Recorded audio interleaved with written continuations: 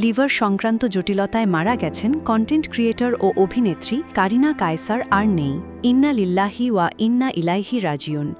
উন্নত চিকিৎসার জন্য ভারতের চেন্নাইয়ে নেওয়ার পর আজ শনিবার সেখানে চিকিৎসাধীন অবস্থায় তিনি মারা যান। মৃত্যুর বিষয়টি নিশ্চিত করেছেন তার বাবা, জাতীয় ফুটবল দলের সাবেক খেলোয়াড় কায়সার হামিদ। গতকাল শুক্রবার দিগন্ত রাতে কায়সার হামিদ বলেন, ফুসফুসে অ্যান্টিবায়োটিক দেওয়ার সময় হঠাৎ ওর প্রেশার অনেক নিচে নেমে যায়। এরপর ডাক্তাররা সর্বোচ্চ চেষ্টা করেছেন, কিন্তু শেষ পর্যন্ত ওকে আর বাঁচানো গেল না। কারিনার বয়স হয়েছিল ৩০ বছর। তিনি মা-বাবা ও ২ ভাই রেখে গেছেন। কন্টেন্ট ক্রিয়েটর হিসেবে পরিচিতি পেলেও সাম্প্রতিক সময়ে অভিনয় ও চিত্রনাট্য লেখার কাজ নিয়ে ব্যস্ত ছিলেন কারিনা।